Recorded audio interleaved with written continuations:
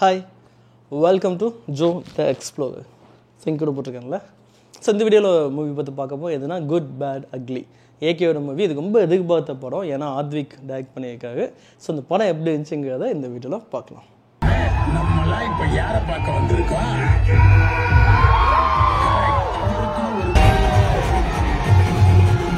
இது என்னதான் அஜித்தோட படமாக இருந்தாலும் இந்த படத்தோட எதிர்பார்ப்புக்கு பெரிய காரணம் நம்ம ஆதிக்க வச்சிருந்தேன்னா சொல்லுவேன். ஏன்னா அவள் இதுமாதிரி எடுத்த படம் மார்க் ஆண்டனி, அது செம்ம ஹிட், எல்லாத்துக்கும் ரொம்ப பிடிச்ச படம்.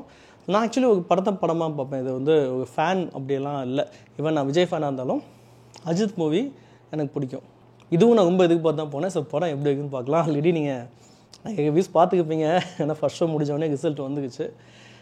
படம் கொஞ்சம் மிக்ஸ்டு ரிவ்யூஸ் தான். ஸோ என்ன இது பிரச்சனை, இது என்ன ப்ராப்ளம் ஆச்சுங்கிறத இதில் பார்த்துக்கலாம். ஓகே, ஸோ ஆக்சுவலி ஆதிவிக்கு வந்து ஒரு அஜித்தோட மிகப்பெரிய ஃபேனு. அவர் வந்து நீங்கள் பார்த்தீங்கன்னா நேர்கொண்ட பார்வையில் கூட நடிச்சிருப்பாரு. அதில் பேசின கான்வர்சேஷன் வச்சு தான் அவர் மார்க் ஆண்டனி முடிச்சுட்டு அவர்கிட்ட போய் இந்த கதை சொன்னார். மார்க் ஆண்டனி ஒரு பெரிய ஹிட்டு. ஸோ அவர்கிட்ட போய் கதை சொல்லியிருக்காரு. ஐ திங்க் ஆதிவிக்கு என்ன பண்ணியிருக்காங்கன்னா, அந்த கதையை சொல்கிறதுக்கு முன்னாடி விக்ரம் ஜெயிலெலாம் பார்த்துக்குப்பான்னு நினைக்கிறேன். அதெல்லாம் ஃபேன் பை சம்பவம்னு சொல்லுவாங்கல்ல. ஸோ அதெல்லாம் பார்த்துக்குப்பான்னு நினைக்கிறேன். ஏன்னா அதோட கதை எதுவும் பெருசாக வித்தியாசம் இல்லை. இப்போ நீங்கள் பார்த்தீங்கன்னா விக்ரமில் என்ன கதை இருக்கும், விக்ரம் ஒரு ஏஜென்ட்டாக இருந்துக்குப்போ அது ரிட்டையர்ட் ஆகி வெளியில் வந்துக்குவார். தன் பையனுக்கு ஒரு பிரச்சனை நடந்துக்கும். ஸோ இவங்க வந்து அதுலேருந்து போய் ரிவெஞ்ச் எடுக்கிறது தான் கதை. ஸோ ஜெயிலர் என்ன கதை, அதே கதை தான். ஜெயிலருக்கு வந்து ஒரு நல்ல ரஜினி ஒரு நல்ல ஜெயிலராக இருப்பார், ரிட்டையர்ட் ஆகிடுவார், ஹாப்பியான லைஃப் ஓடிட்டுருக்கும். பையனை கடத்திடுவாங்க. ஸோ பையனுக்காக இவர் ட்ரான்ஸ்ஃபார்ம் பண்ணுறது தான் ஜெயிலர் கதை. திருப்பி செகண்ட் ஹாஃப் ஒரு ட்விஸ்ட்லாம் அதை விட்டுருங்க இந்த ஒன்லைன். ஸோ இதே தான் இப்போ குட் பேட் அக்லியோட கதையும்.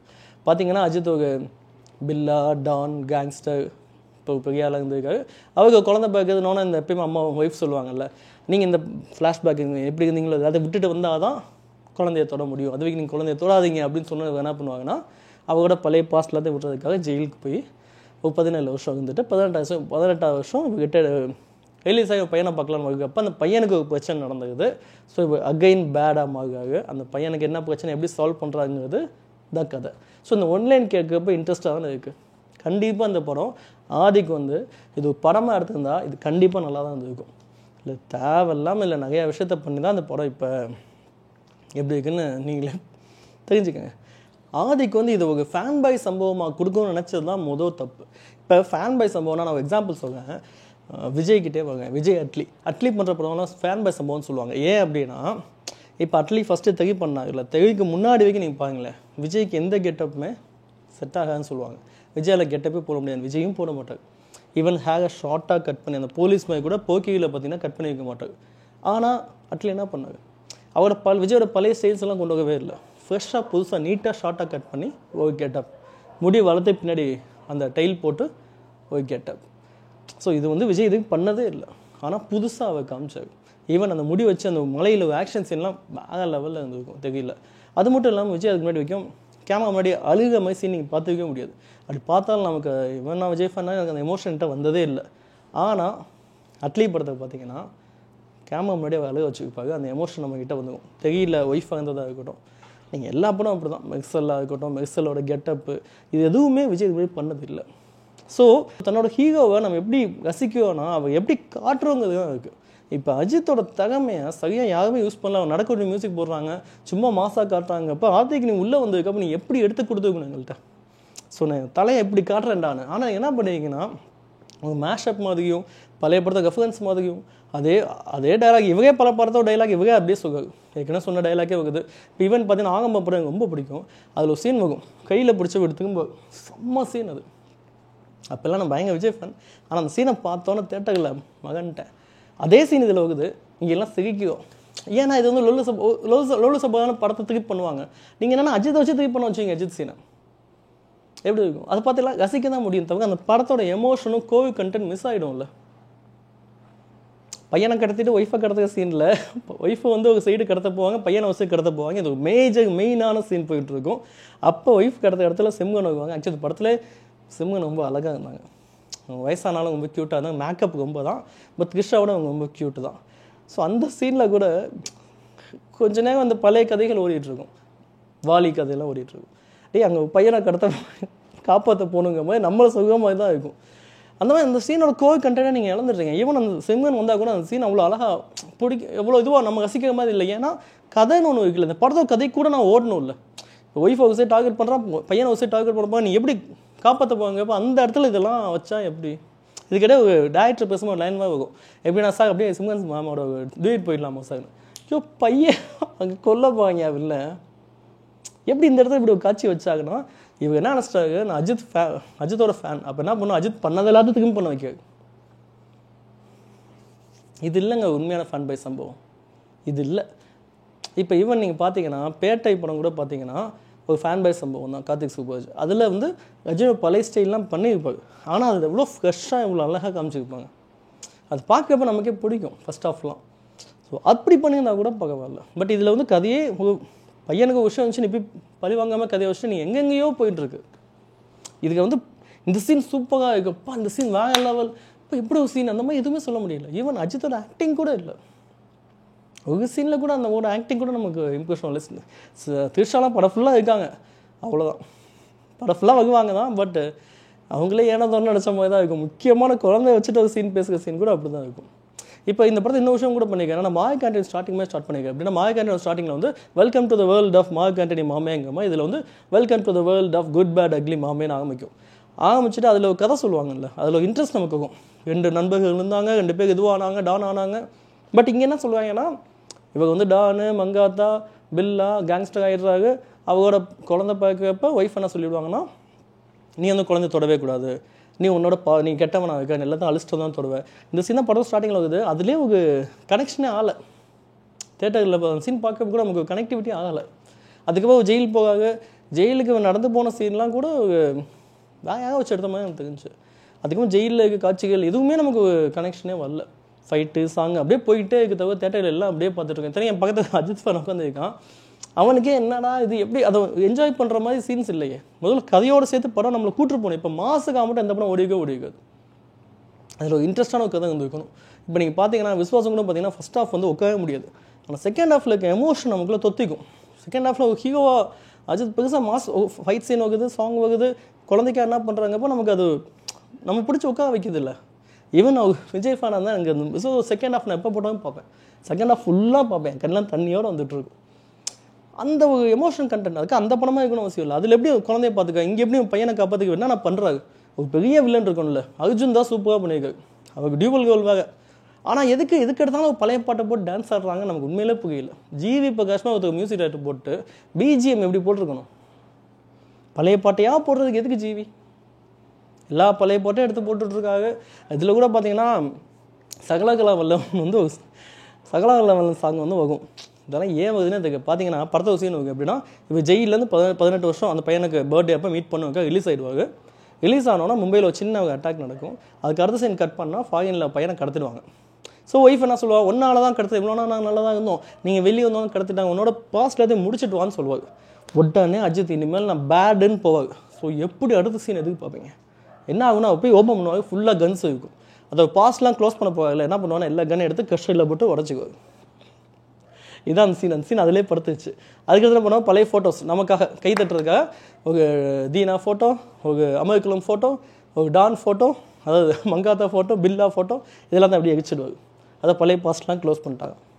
சரி, அடுத்த சீனாக இன்னும் கொஞ்சம் ஃபயர் ஆகும்னு நினச்சேன். அடுத்த சீன் எங்கே போவாங்கன்னா ஒரு ஹோட்டல் மாதிரி இடத்துக்கு போய் எல்லா பான்பாக் போட்ட அந்த சின்ன சின்ன கவுடிகள் இருப்பாங்க, இவங்க எல்லாத்தையும் கேங்காக கூப்பிட்டுட்டு அவங்க எல்லாத்தையும் நான் சம்பவம் பண்ண போவேன்டான்னு நினச்சி அவங்க என்ன கதவெல்லாம் பூட்டிட்டு ஒரு பெரிய டிஃபன் பாக்ஸ் இருக்கும். அப்போ எனக்கு என்ன தோணுச்சு, மார்க் ஆண்டனியில் ஒரு டேபிளில் கன் எடுத்து ஷூட் பண்ணாங்கல்ல, ஸோ அப்படி ஒரு சீன் இருக்கும். டிஃபன் பாக்ஸும் கன் எடுத்து ஷூட் பண்ண போகடான்னு நினச்சா டிஃபன் பாக்ஸ்லாம் ஓப்பன் வச்சுக்குவாங்க, உள்ளேருந்து அந்த இது மட்டும் எடுப்பாங்க. அதுக்கு எதுக்கு நான் அவ்வளோ டிஃபன் பாக்ஸ்னு தெரியல. அடுத்த ஃபைட் சீனில் தான் அந்த சகலகலாவல்லம் சாங், காலேஜ் டீனேஜ் அந்த சாங் இருக்குல்ல, அந்த சாங்குக்கும் அந்த ஃபைட்டுக்கும் இன்னும் ரிசம்பிளிங்கே ஆகலை. எல்லாம் அப்படியே பார்த்தோம். அந்த பாட்டு பிடிச்சிருந்துச்சு. ஈவன் அஜித் ஸ்டைலாக செம்ம ஸ்மார்ட்டாக இருந்தது, அந்த காஸ்ட்யூமாக சூப்பராக இருந்துச்சு. பட் அந்த காட்சி எப்படி இருக்குது, அதுதான் நமக்கு வேணும். தனித்தனியாக ஸ்டில்லாக பார்த்து அஜித் நல்லா எடுக்காது, நல்ல காஸ்ட்யூம் போட்டிருக்காரு, செம்ம கெட்டப்பாக இருக்குது, சாங்ஸ் நல்லா இருக்குது, பழைய பாட்டுக்கு மிக்ஸ் பண்ணிக்கிங்க, ஆக்ஷன் சூப்பராக இருக்குது. பட் அந்த சீன் என்ன வந்துச்சு, பேடுன்னு ஆனோன்னு இதுதான் பேடு, இவ்வளோதான் பேடு ஆனோன்னா. சரி, இது கூட பரவாயில்ல. கிளைமேக்ஸ் அக்லின்னு சொல்லிட்டு ஒரு கிளைமேக்ஸ் ஃபைட் ஆகும். அந்த ஃபைட்டில் கூட வந்து அர்ஜுன் தாஸ் தான் அக்லிமே பண்ணுவாங்க. என்னன்னா கிளைமேக்ஸ் ஃபைட்டு ஒருத்தர் டபுள் ஆக்டு, ஒருத்தர் அடிச்சிட்டு இருப்பான், இன்னொருத்த வந்து பாட்டு போட்டு ஆடிட்டு இருப்பான். இந்த பாட்டில் இருக்குல்ல, என்ன விட்டுட்டு போனியே, அந்த சாங்லாம் வரும். தொட்டு தொட்டு பேசும் சுல்தானா பாட்டில் ஆட விட்டுருக்காயா அந்த பாட்டு. அந்த சீன்லாம் எப்படின்னா இன்றைக்குள்ளே நம்ம தப்பிக்கணும். அதாவது வில்லன் கண்டிப்பாக இன்றைக்கி ஒழுங்கா தப்பிக்கணும். ஒரு கோர்ஸில் வைப்பாங்க, இன்றைக்கி மட்டும் மாட்டிக்கலன்னா நம்ம லைஃப்லாம் மாட்டிக்கவே மாட்டோம் அப்படிங்கிற சீனு. அந்த சீனில் ஒருத்தர் மேலே மீட்டிங்கில் இருப்பான், இன்னொரு கீழே வந்து கேர்ள் ஃப்ரெண்ட் டான்ஸ் ஆடிட்டு இருப்பான். நம்மளால் ஈஸியாக உள்ள என்ட்ரி ஆகி பிடிச்சிக்குவாரு. இதெல்லாம் கூட ஓகே இதெல்லாம் விட்டுருங்க. இன்டர்வல் பிளாக் எல்லாம் ஓகே. இந்த நான் சொன்னல டானு மங்கா பில்லா ஆக்சுவலி இப்படி வந்தவன் செகண்ட் ஹாஃபில் வந்து ஒரு சின்ன சீனில் இவனை பார்த்து ஏன் வேர்ல்டு ஃபுல்லாக ஏன் பயப்படுறாங்க? ஸோ இவன் டான் தானே, ஒரு கேங்ஸ்டர் தானே, அந்த வீடா பார்த்து கவுடி இவங்க கூட தானே இருந்தான், இவங்க பார்த்து ஏன் வந்து மொத்த வேர்ல்டில் இருக்க எல்லா டான்ஸும் பயப்படுறாங்க அப்படிங்கிறதுக்கு ஒரு சீன் வரும். அந்த சீன் ரொம்ப எதுக்கு பார்த்தேன், அந்த சீன் ஆக்சுவலி செம்மையாக பண்ணியிருக்கணும். இப்போ எப்படி பண்ணியிருக்கான்னு சொல்லுவேன். ஆக்சுவலி சாக்கோ அதில் அடிச்சுக்குப்பாரு, சூப்பராக அடிச்சுக்குப்பாரு. ஏன்னா சாக்கோ அடிச்சுக்குப்பாரு.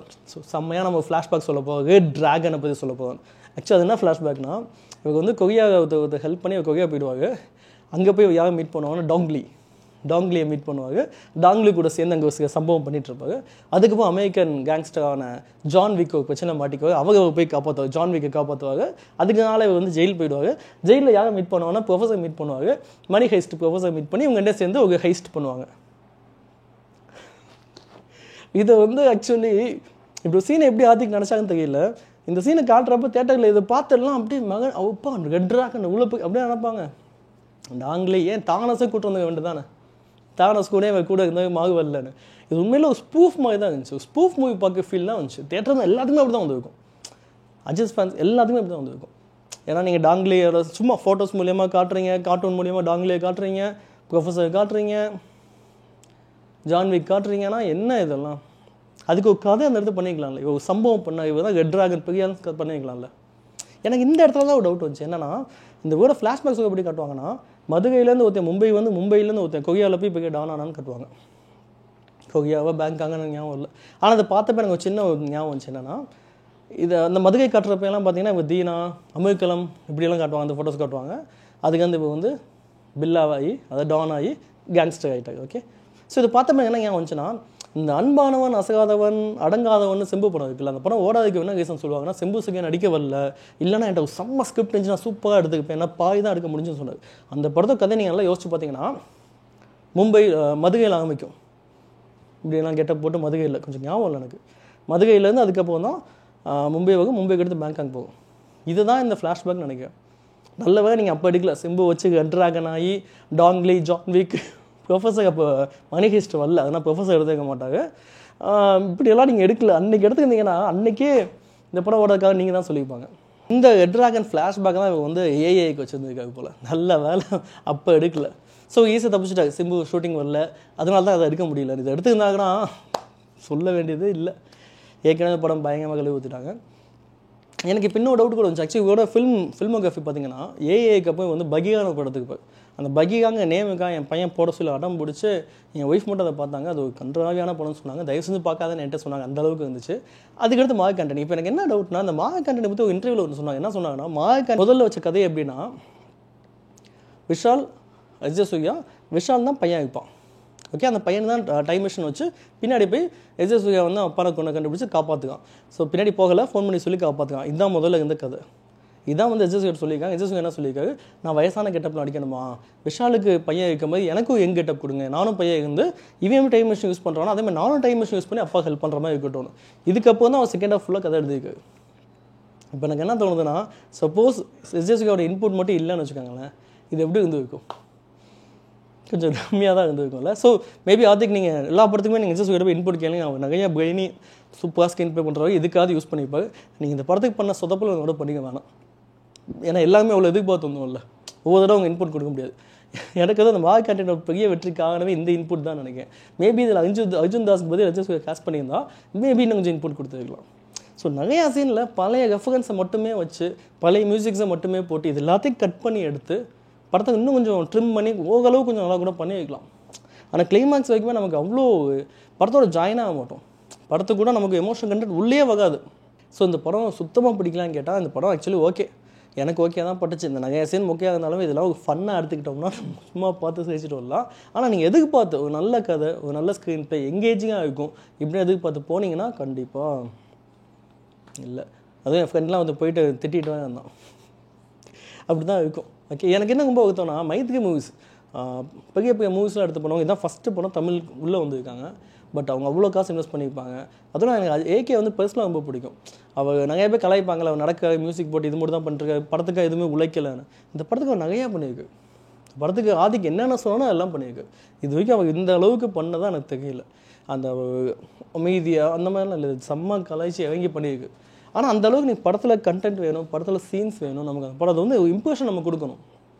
பட் அது எதுவுமே இல்லை, அதனால தான் மிஸ்ஸிங். ஸோ என்கிட்ட கேட்டால் ஆதிக் பண்ண மிஸ்டேக் தான் அந்த படம் இந்த அளவுக்கு இன்றைக்கி இவ்வளோ தூரம் பேக் அடிச்சக்காகணும். அவர் பண்ண அந்த மிஸ்டேக் தான். அதை கொஞ்சம் ஸ்கிரீன் ஏதாவது ஃபேன் பாய் இருக்கா, அஜித்தோட பழைய கதையை போட்டு பண்ண விடாமல் புதுசாக பண்ணியிருந்தால் இது இன்னும் கொஞ்சம் ரீச் ஆகிருக்கும். அப்போது மியூசிக் இந்த பழைய பாட்டு ஆக்சுவலி என்ன நினச்சிட்டாங்கன்னா மார்க் ஆண்டனியில் பழைய பாட்டு போட தான் ஓடிச்சுன்னு. அதெல்லாம் சுத்தமாக இல்லை. ஆக்சுவலி எந்த படமே பழைய பாட்டு நான் போட்டதுன்னா அது ஹிட் ஆகலை. மார்க் ஆண்டனி ஒரு நல்ல ரேசி ஸ்க்ரீன் பிளே நீட்டாக போயிட்டு இருந்துச்சு, ஆக்ஷன் சரியான இடத்துல இருந்துச்சு. அந்த இடத்துல ஒரு பழைய சாங் போட்டப்போ அது கொஞ்சம் ரீச் ஆச்சு, அவ்வளோதான். மற்றபடி அந்த சாங்குக்கெல்லாம் இல்லை. அதை மட்டும் எடுத்துகிட்டு இந்த படத்தில் எல்லா இடத்துலையும் பழைய பாட்டு போட்டிருக்காரு. எத்தனை பழைய சாங்ஸ் போட்டிருக்காரு. தொட்டு தொட்டு பேசும் சுல்தானா சாங் 2 இடத்துல வருது. அதுவும் கிளைமேக்ஸில் அந்த பழைய சாங் வருது. இப்போ அந்த பழைய விக்ரம் படத்தில் இருக்கும்ல, ஏன் ஜோடி மஞ்ச குருவி, அந்த சாங் மியூசிக் எடுத்துகிட்டு வேற ஒரு லைன் போட்டிருக்காரு.